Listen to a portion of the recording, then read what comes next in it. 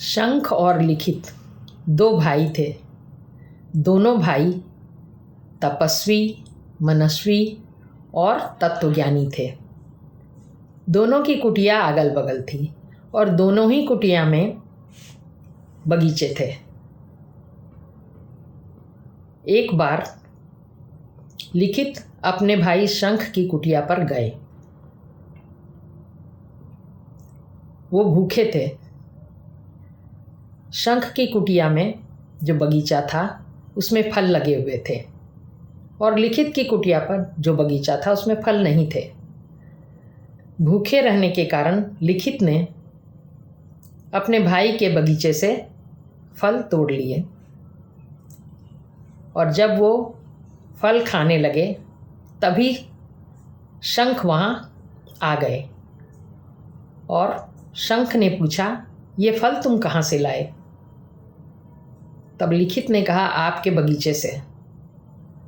बोले, भाई बड़ी तकलीफ़ की बात है, मेरे से पूछे बिना तुमने ये फल तोड़ लिए, यह तो चोरी का अपराध है।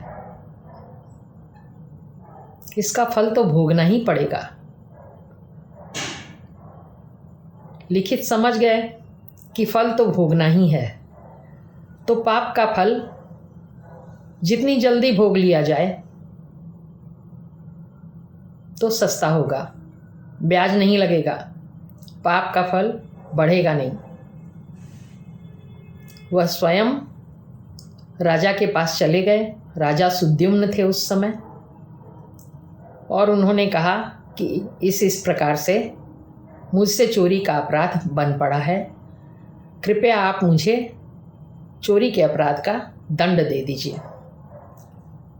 राजा तो यूं ही तपस्वी को सामने देखकर पेशोपेश में थे कि इन्हें मैं क्या दंड दूं। इस पर लिखित स्वयं न्यायाधीश के पास चले गए और उन्होंने कहा न्यायाधीश से कि मेरी इस चोरी का दंड आप तय करें और मुझे दंड दे दें। न्यायाधीश ने जो चोरी का दंड होता है वह दंड बताया कि चोर के दोनों हाथ काट दिए जाएं। और इस पर लिखित ने बहुत जिद करके और राजा से दंड देने के लिए कहा और अपने दोनों हाथ कटवा दिए। अब कटे हाथों से वह अपनी कुटिया पर लौटे और भाई शंख से बोले कि मैंने अपने अपराध का दंड पा लिया है। तो शंख ने उन्हें नदी में स्नान करने की आज्ञा दी। जब लिखित नदी में स्नान करने के लिए उतरे तो उनके हाथ, दोनों हाथ फिर से पैदा हो गए, पहले की तरह ही। तो शंख ने कहा कि भाई ये पाप के कारण से दोनों हाथ खत्म हो गए थे। हम तपस्वी हैं, इसलिए हमारे पुण्य के कारण जो है फिर से ये पैदा हो गए हैं। हमने बहुत जप तप किया है तो ये हाथ फिर से पैदा हो गए। तो लिखित को मन में विचार हुआ कि भाई हम लोगों ने इतनी तपस्या की, हम तो लगातार तपस्या ही कर रहे हैं, फिर ये एक छोटा सा पाप हमारी तपस्या क्या खत्म नहीं कर सकती थी? तो शंख ने कहा कि भाई लिखित,